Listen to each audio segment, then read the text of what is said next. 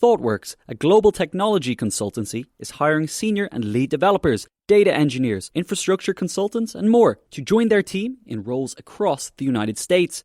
ThoughtWorks believes in being an awesome partner to their clients, revolutionizing the tech industry, amplifying and advocating for social change, fostering a vibrant community of technologists, and achieving enduring successes and growth. At ThoughtWorks, they challenge curious minds to make a real impact. Get to know them and discover how you can make your mark in tech. Learn more and apply at thoughtworks.com/careers. That's thoughtworks.com/careers.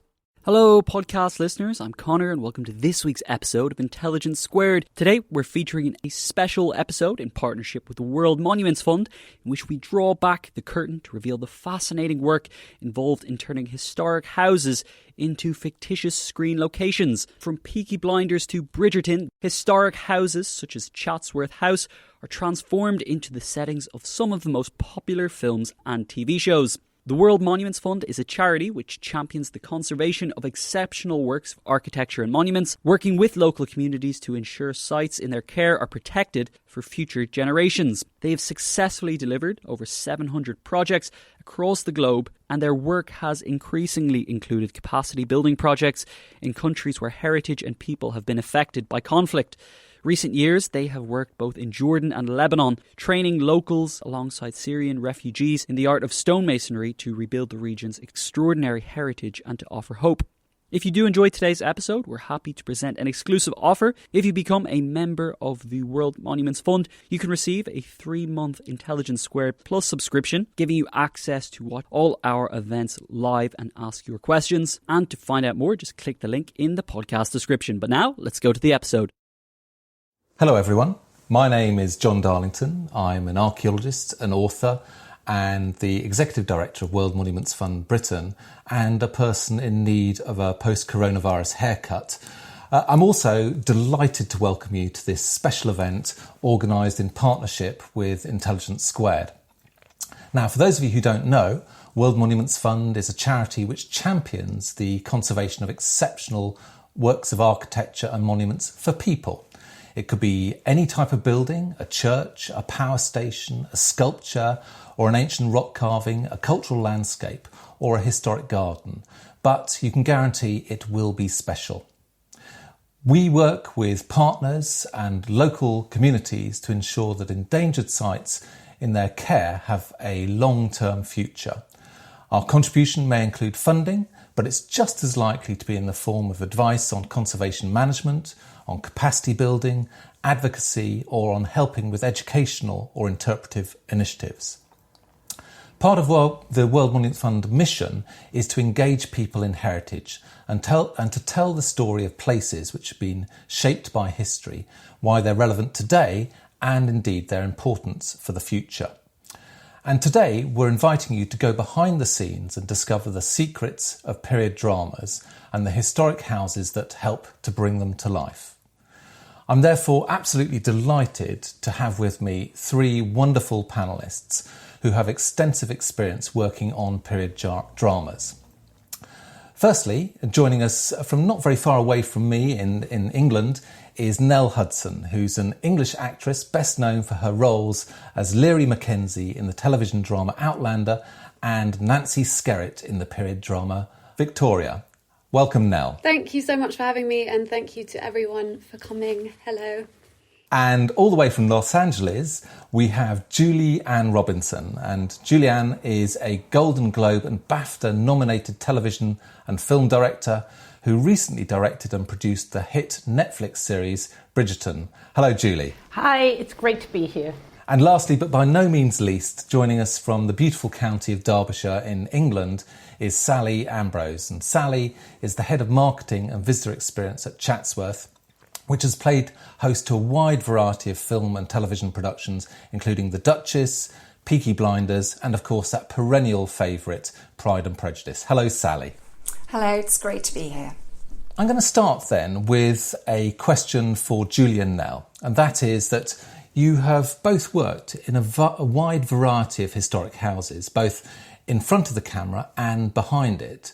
So perhaps, it's one of those probably very difficult questions, but also easy. And that is, which has been your favourite and why? Julie, let's start with you. I would say my favourite place to shoot was Castle Howard, and that was for a variety of reasons. We used to visit that house when I was younger, and it has a sentimental attachment to me. And then when I read the script, which was episode 6 of Bridgerton, I just knew that it was the perfect location for the Duke's father, who was a sinister figure, kind of looming, scary presence. And one of the reasons why it was my favourite place to shoot was because we spent over 2 weeks there, which is quite unusual, and we got to know every aspect of the house. We got to know the people that worked there really well, and it was a fantastic experience. And I think that clearly shows in the productions that you made from it. Nell, how about you?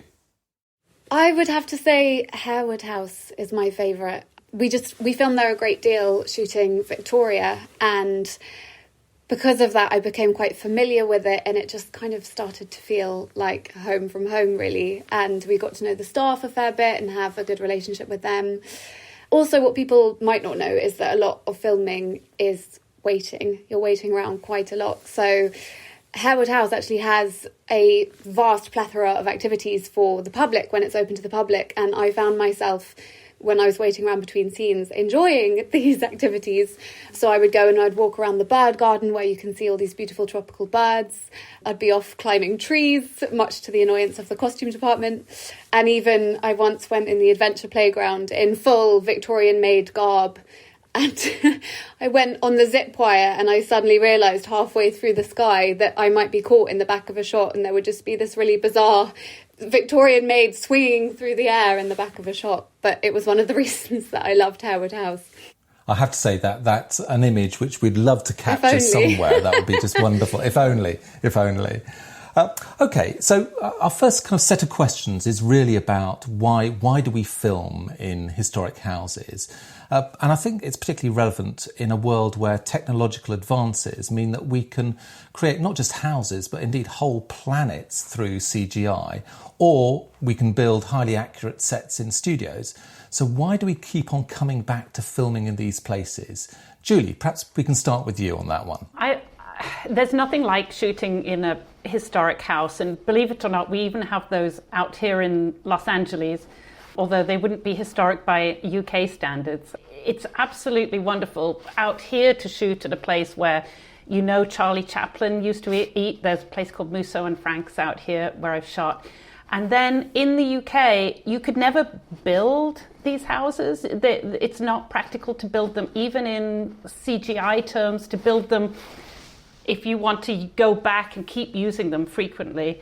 So that's my reasoning. There's an atmosphere that's captured, and it invigorates the actors. I think, Nell, do you agree? Definitely, absolutely. There's just nothing like the real thing for us actors, having to, make believe that you are wherever you are and you're in whatever time the period drama is set in, when you've got, a lighting guy just there and sound crew and cameras in your face. The bonus of actually being in a real historical place just helps transport you there for sure. So it's, in a way, it's a bit like a kind of an aid to method acting. You can get yourself really into character by being in the place. Absolutely. That is kind of the main challenge with playing a period character, is bridging that gap between how we today behave and interact and how people back then would have behaved and interact. It's just that little bit further of a distance to go when you're playing a character. And, as much as costume helps with that, there is a tiny part of your brain that is aware this costume looks like a period costume, but in fact it was made for me, it's new. And location there's no artifice, it's the real deal. There's that specific smell that you get in old houses of the stone floors and the polished wood, and it's just so evocative and so useful for really transitioning into that time period. So it really helps the actors as well as the set production. Okay, so I guess the ability for houses to transport viewers to a different period is clearly a huge attraction. But there are times when they need to be moulded to create the perfect set. So, Julie, how exactly do you make sure that the real-life locations used in Bridgerton portray the fictional locations that are in the script? Well, with Bridgerton specifically, we really wanted a fairy tale world, and it's interesting. There's actually not very much of Regency England left, and we scoured the UK looking for Grosvenor Square, because obviously we couldn't use the real Grosvenor Square because it's like a traffic jam most of the time. And so we were scouring, and then one day the production designer and I were standing in the middle of a Regency Square in Bristol, and we looked at each other and we just thought, this isn't the fairy tale that we want.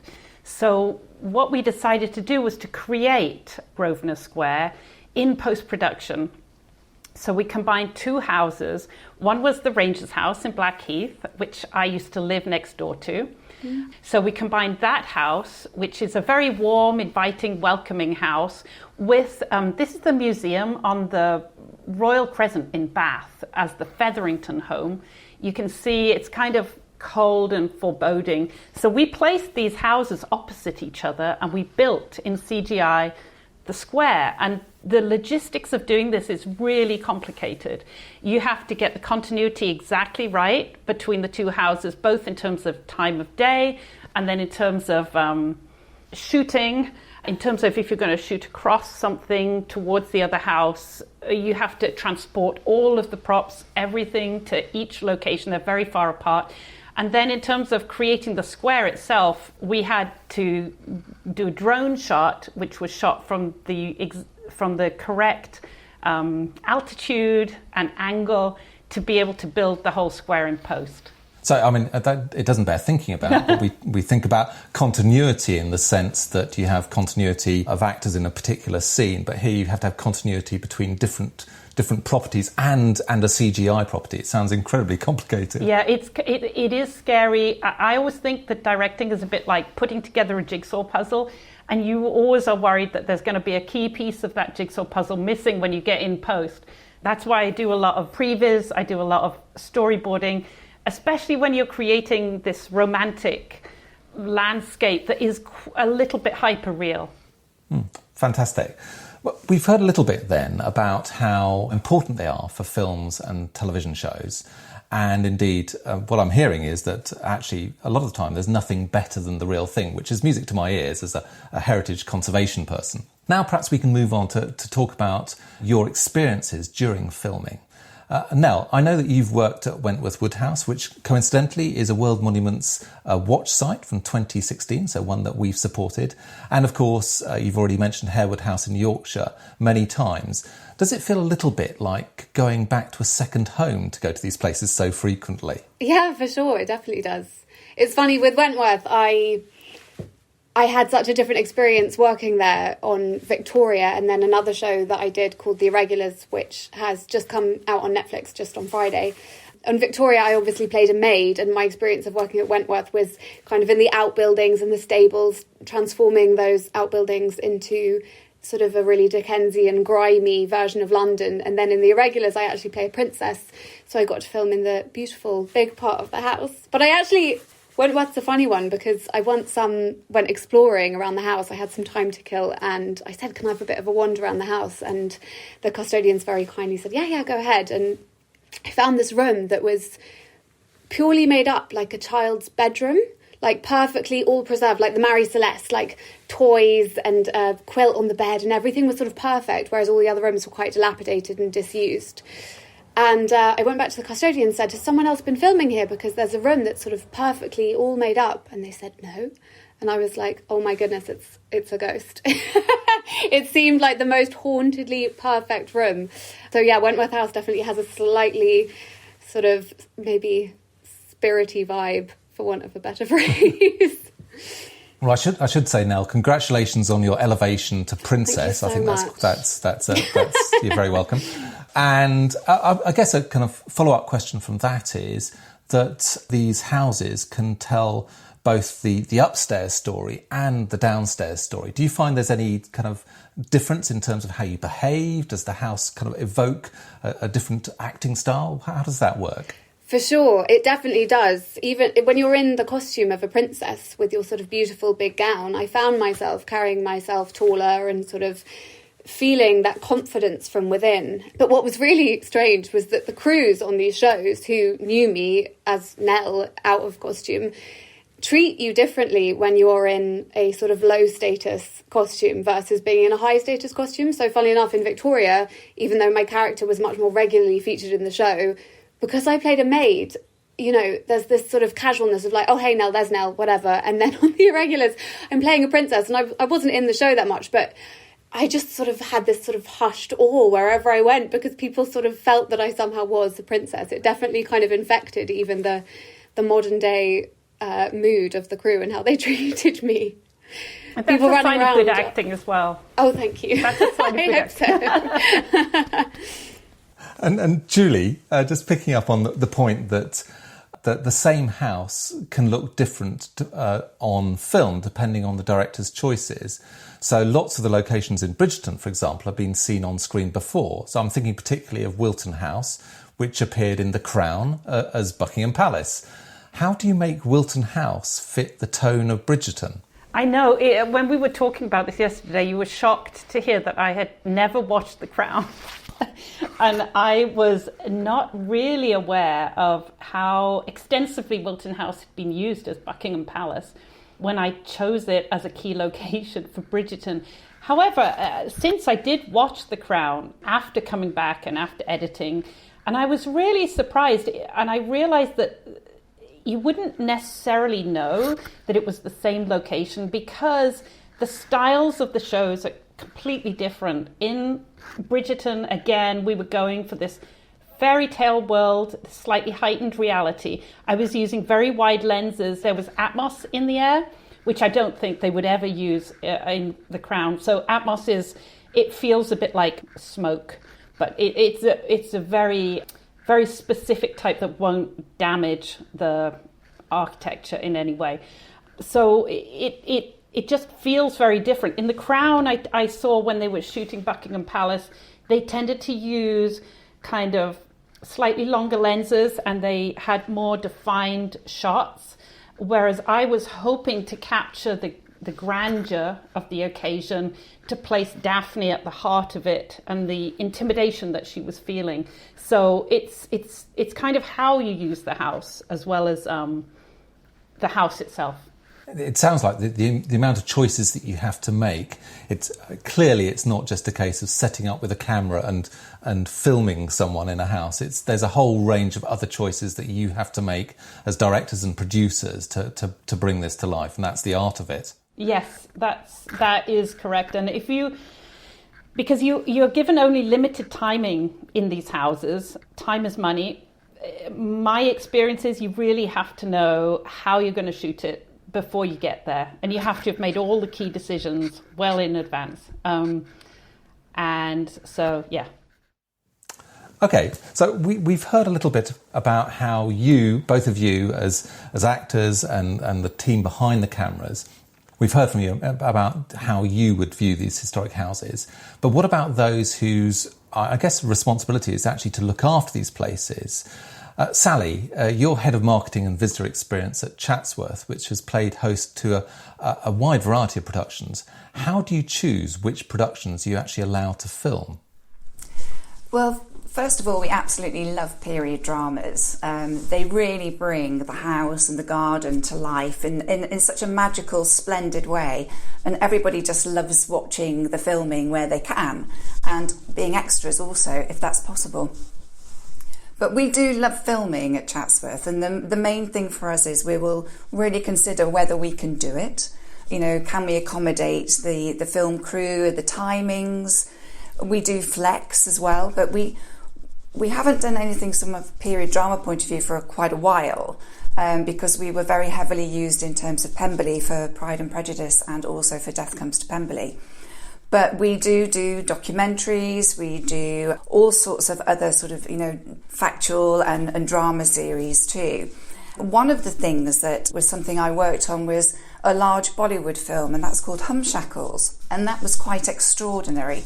So the storyline is quite confusing, but also very funny, because it's a comedy, and the three actors that you can see there they have a lookalike, and the lookalike has a lookalike, because humshackles basically means triples. And it's sort of, I mean, it was so exciting and vibrant, but it was rather challenging at times when the helicopters, which is always sort of the opening scene in some of the films, there were two of them who were doing what I can only describe as the equivalent of handbrake turns as they landed close to the front of the house, at which point I just had to say, stop now, too many times, scaring the sheep, enough now, I think you've got it. But other than that, it was fantastic. I take it the house wasn't open to visitors at that point in time. It was. It was. It was. I was stood on the end of the Emperor Lake, at the canal pond by the Emperor Fountain, stopping visitors from walking into what could have been a really low flying zone as the helicopters came in really low, and everybody was just fascinated by it. But I think they did fly over a few too many times. And of course, the shooting is not always about the house itself. These estates are made up of extensive land and beautiful landscapes that can be used in all manners of types of production. So, Sally, I assume Chatsworth has been used in that way as well. We had the James Bond Lotus Esprit, which was a submarine car, and that was from the 1977 The Spy Who Loved Me, and that came and drove down our main drive because it doesn't have a road licence and it was filmed for Top Gear. And also we use our quarry. So the estate has several quarries, and this one, Eldon Quarry, is near Buxton. And you'll see a setup here which is being filmed for Apple TV for a science fiction production of which I am not allowed to talk about at the moment, but it will be out soon. Well, it's great that you welcome such a wide range of films and television shows. But how do you manage productions like this, particularly when we know that you receive literally hundreds of thousands of visitors every year, and let's not forget it's still the home of the Duke and Duchess of Devonshire and their family. How do you balance that? It is quite tricky to balance, but we do have times of the year when we're not open to the public in the house, so those are opportune moments. We would never close down everything, I'm sure, but you never know. But I wouldn't envisage we would, because we want to be open for visitors. The other things are we film through the night. So, of course, we have to check with the family, because if they're around, and it's not going to be good fun for them if they're in the house and we were filming the Bollywood film with lots of dance scenes and music, and it would have been pretty loud for them in the house overnight. So we can do that, but also there are so many other areas around the estate that we can use, and not always focus, like you say, just on the house. Yeah. Okay.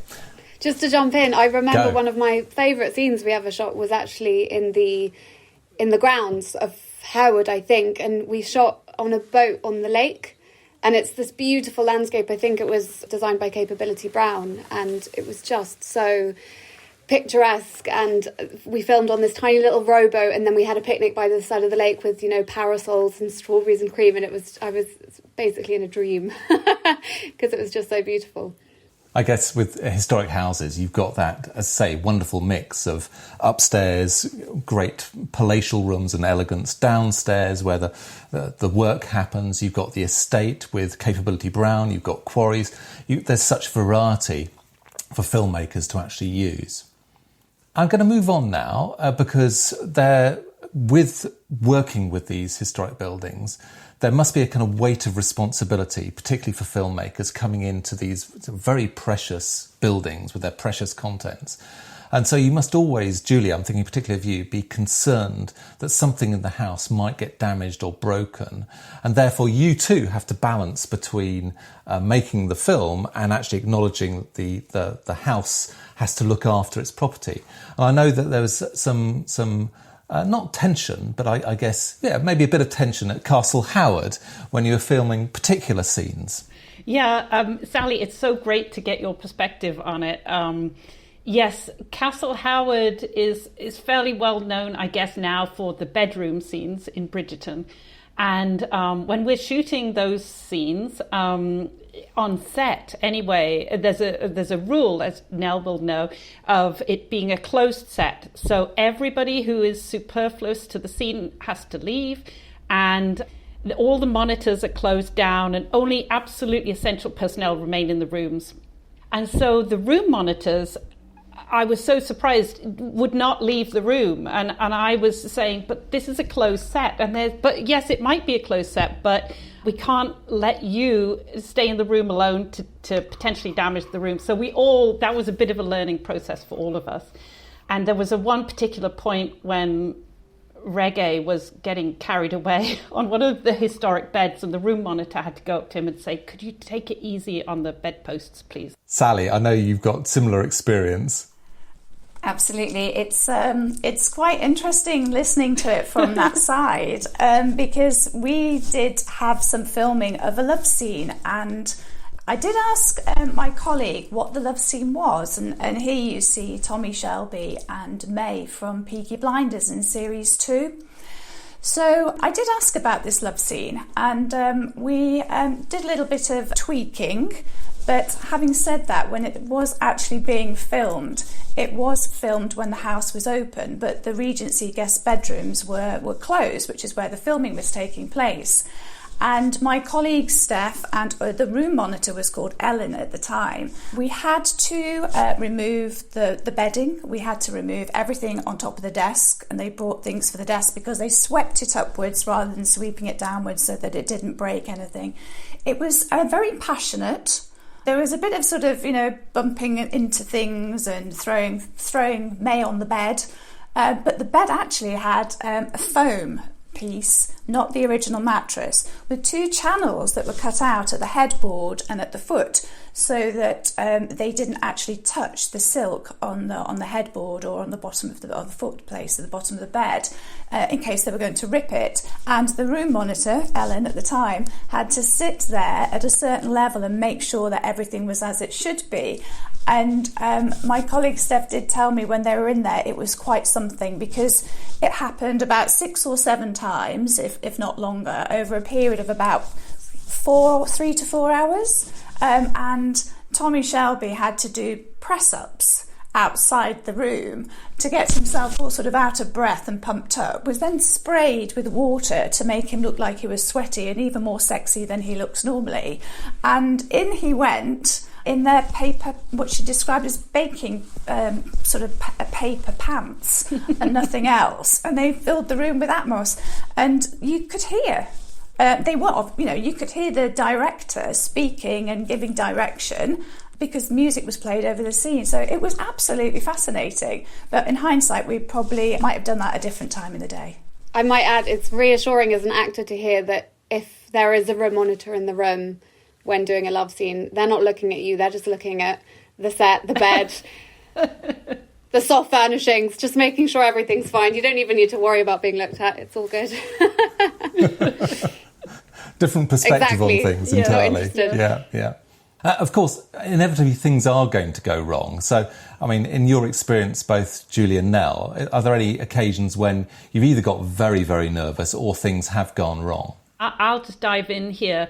I would say the crews are very respectful of the houses in general. There was a moment when we were shooting in the assembly rooms at Bath, and I don't know if this is actually true or not, but we were told that the chandeliers in the ballroom were worth £5 million each. And I'd asked for these chandeliers to be lowered so that they could be part of the sequence, so we could shoot across them. We had a Technicrane in that room, and the Technicrane was swooping down very, very close to these chandeliers. Now, I had total trust and faith in the Technicrane operator, because he's a very long-time collaborator of mine, and I know how good he is. But still, when I saw the crane moving past literally an inch from the chandelier down to the dancers below, I did have a difficult moment. I'm sure. How about you, Nell? I mean, we're always so careful. It's a very sort of respectful process, filming in these places. It is slightly worrying when you're in period costume and often you have really big skirts, your spatial awareness completely changes because you're suddenly taking up more space than you're used to taking up, and you can sort of spin round to reach for your water bottle or something and find that your skirts have kind of swayed a thing that you haven't been aware of.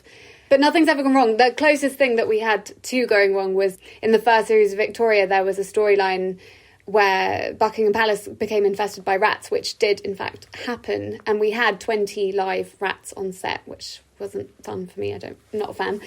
And they were on set, and then the animal handler rounded them up at the end, and he only counted 19. And there was a horrible half an hour where we couldn't find the missing rat, which was a bit tense. But you found it. We did in the end. We did in the end. So no harm done. Thank goodness. To the rat either. No rats or harm. Excellent. We hope you're enjoying this episode, but before we go back, I wanted to tell you about a podcast we think you'll really enjoy. It's called Climate Solutions from our partners at the European Investment Bank. What would you give up to solve the climate crisis? Well, the EIB surveyed 30,000 people in every EU country, China, the US and the UK to find out what they're ready to do to fight climate change. The team at Climate Solutions then spoke to experts about what it all means for the future of our planet. To find out more and subscribe to this podcast, visit eib.org/podcasts or subscribe in Apple Podcasts, Spotify, wherever you get your podcasts. Now, let's go to the episode. Another challenge that can arise after the release of a television show or a film is that a house becomes associated with a successful production, and you often see a huge increase in visitor numbers which follow. So, Sally, how's Chatsworth dealt with that in the past? Because it must have happened. Yes, absolutely. In 2005, with Pride and Prejudice, there were a lot of people who came on the back of the film. And of course, film tourism is so popular, and people still visit Chatsworth today. Some of them dressed as Lizzie Bennet, some of them just wanting to be in the spot where she stood. It is fantastic that it still, continues today, but it's because it's such a classic, in terms of Jane Austen's book, that it will continue, I think, just forever. Being part of Pemberley at Chatsworth. We've had lots of visitors turn up because of a documentary series we had in 2012, and for that actually it was wonderful because it reached audiences who perhaps wouldn't have come to Chatsworth before, and they perhaps weren't aware of necessarily how to engage in asking people about a certain work of art. They may have felt lacking in confidence in certain things, and perhaps that television documentary really enabled them to come and visit and to have a conversation, whether it was about the tablecloth, that would constantly needed to be kept, pristine and iron smooth, etc., or the laying of the table. And it just gave them a way in to have fantastic conversations. The other thing that is quite entertaining, and this is the Mr. Darcy bust that we... At the time, John Oliver, who is what was called the comptroller then, he got it signed in the contract that we would be able to have the bust after the filming. And literally, it does sit now in the Orangery gift shop at the end of the house with "Please do not kiss" sign, as you see on the screen, because people do kiss Mr. Darcy in the Orangery. Well, Maybe COVID I can will put take an end to that. Indeed. I'm sure it will have done. I can take your Mr. Darcy, Sally, and I can raise you one, because in a previous life I used to work for the National Trust in the Northwest, and just across the Peak District from Chatsworth is Lyme Park. Lyme Park was actually Pemberley in the television series Pride and Prejudice, the one with Jennifer Earle and Colin Firth. And there you can see the property making the very most of the fact that Colin Firth emerged from the lake virtually shirtless.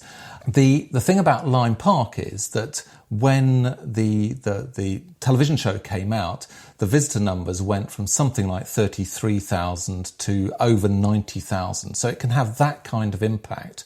At Lyme, as I'm sure at Chatsworth, those properties can deal with it because they are big enough. Lyme itself was a party house. It's more problematic when you have a very small property. And the one which I can think of is Hilltop in the Lake District, which is Beatrix Potter's house. And it was the focus of a film starring Renée Zellweger, Miss Potter. The thing about Hilltop is that it's small, it's tiny, and it's approached in a little village through tiny narrow lanes. So it already gets 100,000 visitors. If you added on top of that the people who come because of Miss Potter, then you actually create quite a difficult problem. And part of the art of managing these places is actually how you deflect people, how you send people to different places, how you get them to go at different times, or indeed how you manage disappointment. One of the other interesting things about Hilltop, it's worth mentioning, is that it's a property which is very much loved by the Japanese audience, because many of them of a certain generation learnt English from Beatrix's books. And so I was wondering, Sally, in the same way that Hilltop has those different segments, do you find that different audience segments come to Chatsworth depending on the different productions which are made there? Yes, absolutely. There's a huge following for Pride and Prejudice, both in the United States but also in China. And some of that is to do with the sense of romance and the history and the heritage, but some of it also is to do with the fact that it's also on reading lists as well in schools. So they kind of grow up with it.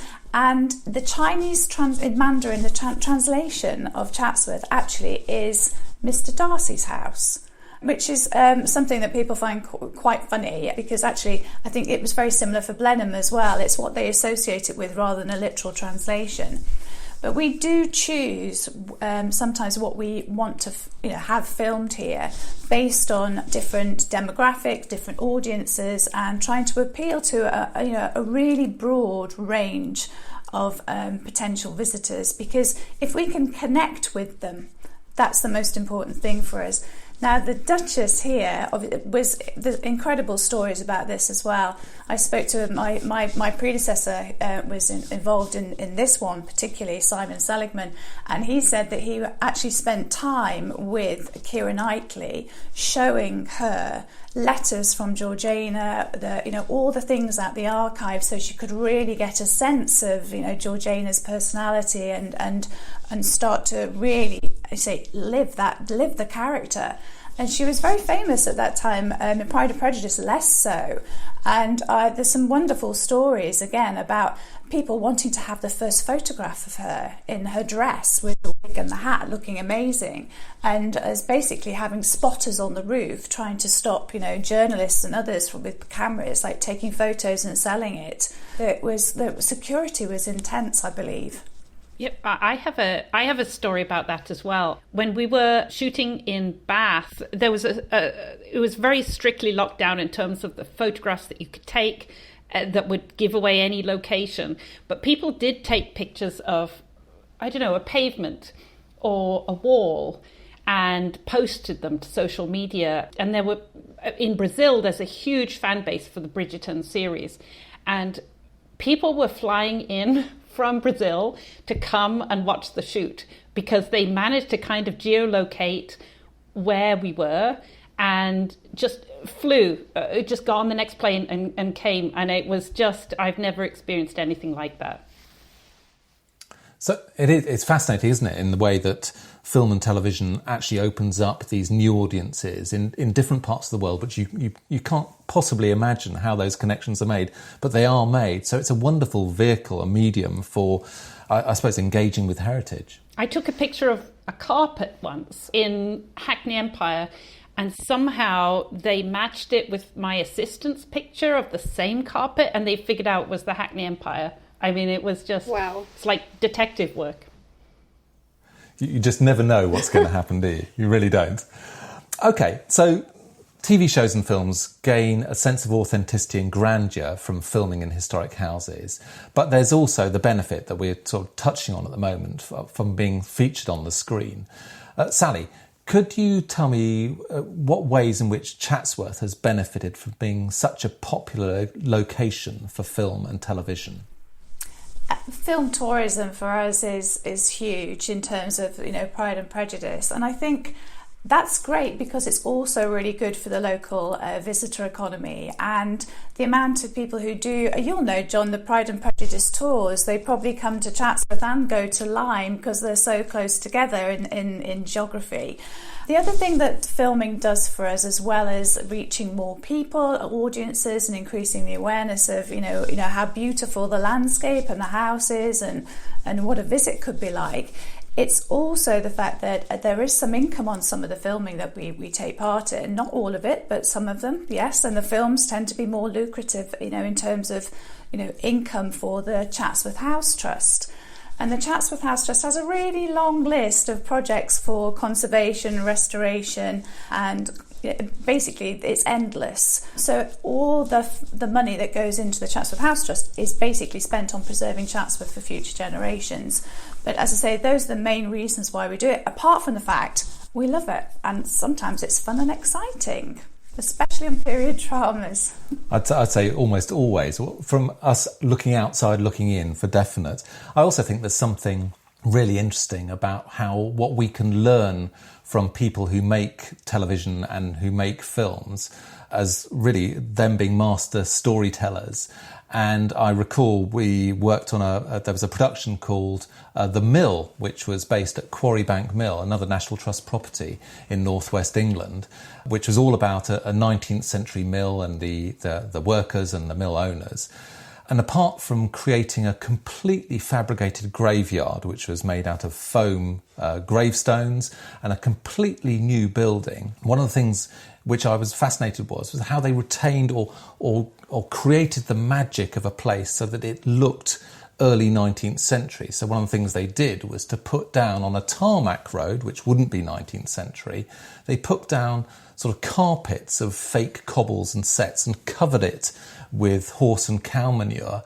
And actually the sense of loss when that fake cobbles went was really palpable. So it gets you to think about different ways of interpreting and ensuring the magic of historic houses is truly retained. I'm going to move to some broader discussion now before opening it up to the floor. And one of the things about World Monuments Fund is that our goal is to show people that heritage isn't just about bricks and mortar, but is in fact part of a wider conversation about culture. These buildings are extraordinary examples of history and architecture, and indeed I believe that they're works of art in themselves. And the popularity of period dramas shows how heritage has a much wider appeal than one might think. These places are not just for academic history buffs or people who collect historic houses. The period dramas show us that there's a whole world of people who are fascinated by these. Nell, many of your most popular roles have been in period dramas. Why do you think fans are so obsessed, so interested in acting out stories from the past? I think a big part of it, and I say this as well as a fan of period dramas, is escapism. It's a wonderful, sumptuous world that we can completely lose ourselves in, and I think that, especially this past year, has been a really important thing for people. And I do also think that it is just a really human way to connect with history, and I think that people sort of need that because it creates a sense of, humanity that is a consistent thread throughout all of time. Love is love and jealousy is jealousy, and all those emotions that people feel, we've always felt. And I think that that's a sort of really beautiful and important thing that we are reminded of through period dramas. Fantastic. And would you say that acting in period dramas and visiting these places, that's made you more interested in heritage and history? Oh, for sure, definitely. You can't help but sort of dive in completely into the history of places where you visit to film, and it's such an honour and privilege that it's part of my job that I get to go to these incredible places that I otherwise might not get to. Julie, Bridgerton has been an amazing success, and it reached number one in a whole range of countries across the world. Why do you think that show resonated with so many people? I think the thing that Shonda does particularly well is the human relationships. There is a character for everyone on that screen. Everybody can identify with one of the characters on that screen, that ensemble.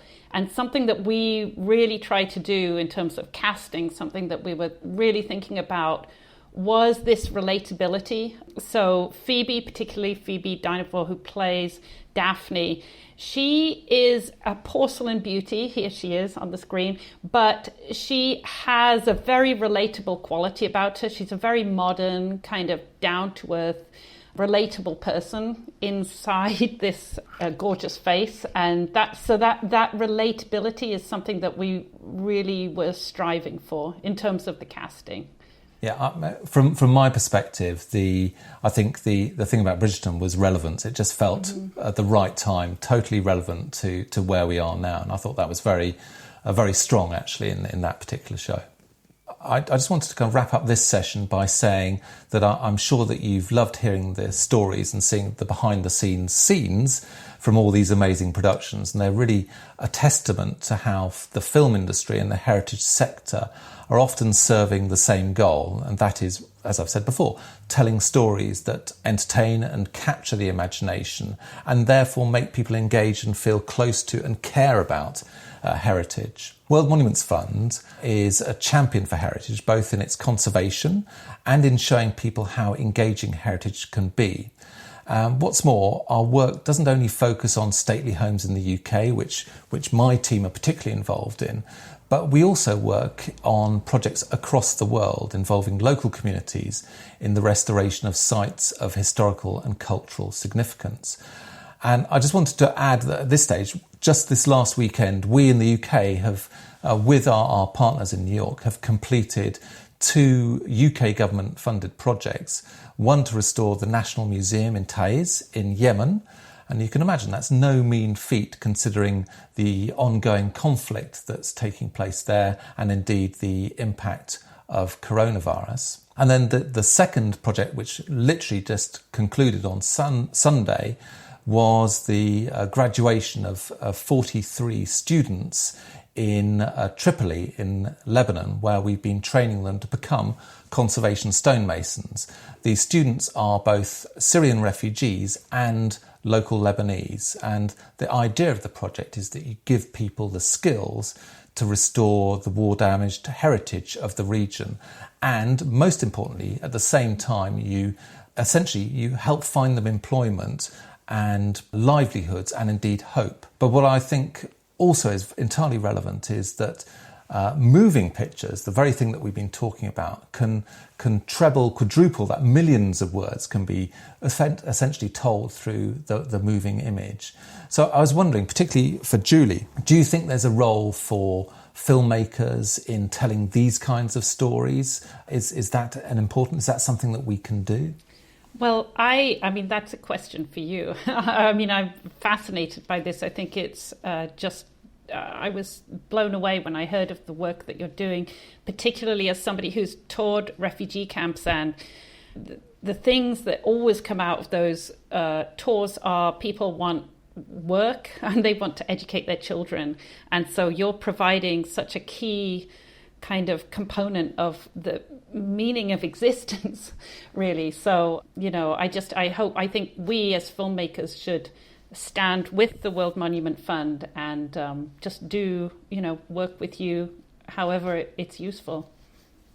Well, as Julie knows, I will definitely be in touch with her after this particular programme to take up that offer. Right, we have a little bit of time to go to the Q&A which you've been posting. So I'm going to pick out a number of these. And the first one is perhaps one for you, Julie, since you're there. How much time does it take in preparing these sets before they begin filming, especially with Bridgerton, since it looks like a very large-scale project? So how much time, and does it take a lot of preparation? That's a good question. And I would say it depends. So the interiors were built. That obviously took many months. But in a place like Castle Howard, I guess it depends on the level of work. So if we are taking up some of the massive carpets in the rooms, which we did, and refinishing the floors, which we did in several locations, that's obviously a number of weeks' work. But it's always a financial decision. Because as Sally knows, if you buy out a house or a part of a house in order to do work that you need for filming, that costs money. So you're constantly juggling the finances versus the ambition. So there's no one size fits all. Sometimes it's just a matter of days, depending on the amount of work that there is to be done. And then sometimes, as I say, when you have a large amount of work to do and a lot of furniture to move, it can take weeks. Okay. Thank you, Julie. And I've got a similar question from Rita in Budapest. And this is for Nell, and that is, Nell, do you research about the historic period or about the character that you're about to play, or do they just tell you how to behave? No, I do research. I read, for Victoria, for example, I read a really useful book called Serving Victoria, which was actually a collection of diary entries by various members of the Buckingham Palace staff that worked for Queen Victoria, which was literally the most invaluable primary source for the part that I was playing. So that contained diary entries from, I think there was a butler who was writing diaries at that time, and then there was one of the governesses for the children, and it just provided this incredibly rich tapestry of sort of all the different downstairs elements of the house. So yeah, I tend to try and be quite thorough, because you never know what you'll stumble upon. You might find out a tiny little detail that you can sort of hook onto and incorporate that into your character's inner life. Okay, that makes perfect sense. I've got a question now for Sally. Do you feel that the story of Pride and Prejudice has become a part of the history of Chatsworth, and will it continue to be? It's an interesting question. If you come to Chatsworth, you do feel as though, if you're a Jane Austen and a Pride and Prejudice fan, that you are at Pemberley. However, there are those who really, it completely passes them by, and it is Chatsworth.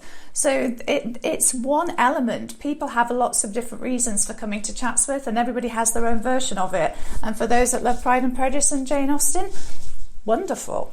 And I would say that from the perspective of Lyme Park, which acted as Pemberley, we've got to think of these historic houses as actors themselves. That's definitely part of the history of that place. It's kind of imbued in it. So I think, yeah, the answer is yes, in a positive way, but also learning from the practical reality of what filming means. I've got another one for Julie, and that is, would you geolocate a scene in a wrong site for practical financial reasons, i.e. using an English house for a French house? Does this throw up any specific problems? That sounds quite technical. Yes. I mean, we do it all the time. So you will shoot, I've shot Austin for LA, I've shot Pittsburgh for New Jersey, I've shot, it goes on and on. You're always doubling. And again, I hate to come back to this, it's usually for a financial reason. It depends on where the tax breaks are. I know Prague is used a lot. So yes, is the simple and straightforward answer to that. Okay. And another one for Nell. Nell, as an actor, how do you prepare for the role in terms of dressing, etc.? So I think it's quite a practical one. I say, are there trailers near the house? Do you have to go far from the filming site after the shoot? What facilities are there for food and drink? So I guess the practicalities, how does that feel when you're in period dramas? I just wanted to say on the last question, we cheated a house, Harloxton Manor. Is it called Manor? Harloxton House. One of the photos in the slides was Harloxton House for France. And what was so strange was that the house felt like France. So I think those cheat locations, it's often because the atmosphere there feels so correct. And the week that we spent there, I felt like I was on holiday in France. But to answer the costume question, I pride myself on being so adept with a corset now. I can do up my own corset and lace it and unlace it all behind my back because I've done so much period drama. So the costume girls normally at the end of the day come into your trailer and like de-rig you out of all these layers and the crinolines and all that stuff, and I can now do it like this. So I'm very proud of that fact. I can get myself dressed and undressed in period garb. A transferable life skill, I think, now. That's called. I know. Like, if I stopped acting, they'd love me in the bank. It'd be so useful. To chime in, there's usually a small city almost called a base camp, which is parked usually within walking distance of the house. Yeah. And that's where all the... And sometimes when we're filming, like, outside in the woods or something, you just have a little prop-up tent or pagoda where you have to do all your changing sort of just in a little tent. But they always bring it to you. They make it easy for us actors. Sally, last question for you, then we're going to wrap up. But I've got one question for you all. But Sally, one for you is: are there any particular rooms not open to the public that you are not allowed to be filmed in? That's quite a tricky question, because it depends what it is. But where the family live, I wouldn't ask, because it's their home, essentially. And there are so many other rooms in the house anyway that are absolutely spectacular. So I'm sure we could accommodate whatever it was. And actually, I think there was a comment made about the size and scale of rooms. We're really fortunate at Chatsworth to have some pretty large rooms. So from a filming perspective, I think we probably have interiors that would fit the bill anyway, without even looking in terms of rooms that others perhaps wouldn't see. I have to wrap up now, and to be honest, we could be talking for another couple of hours, or we could run this over another few sessions without any question of a doubt. It's been absolutely fascinating. So I have to say my thanks have to go to Julianne Robinson, to Nell Hudson and Sally Ambrose for your brilliant insight in today's event, and of course to Intelligence Squared for their help in putting it all together. So thank you for that. And thank you. Much applause to all three of you. Thank you. Thank you. And just to kind of wrap up finally, if you'd like to know more about World Monuments Fund, indeed if you'd like to support us and you'd like to support places like Chatsworth, please do visit our website. Do go to the chat where hopefully there are some links there, and follow us. We need your support in terms of making sure that these magnificent buildings continue to be magnificent in the future, and continue indeed to be at the heart of the local communities that live, visit and work in and around them. So that's really important to us, and hopefully to you. So please join us, sign up to our newsletter, donate if you wish to. That would all be greatly appreciated. If you're interested in our future events, again, look at the website. But our next event coming up is that we're running here is about Benley Viaduct, which is this magnificent Victorian viaduct which spans actually the border from Derbyshire into Nottinghamshire in the northern English Midlands. And there we're going to be joined by another wonderful panel who can talk about how you preserve these kind of industrial monuments, and also how you can make sure that they're relevant for the local community in perpetuity. So do join us for that. It just remains for me to say once again, thank you very much to our wonderful panellists. Thank you everyone else for joining us. I hope you enjoyed it, and hopefully we'll see you again at another event. Thank you very much. Thank you. Goodbye. Thank you. The World Monuments Fund Britain is a UK-based charity with a global outlook. If you are interested in supporting their work to safeguard irreplaceable heritage, join as a member or donate today. You can find out more about the World Monuments Fund at wmf.org.uk. And remember to read our podcast description to take advantage of our offer of a 3-month Intelligence Squared Plus voucher if you become a member of the World Monuments Fund today.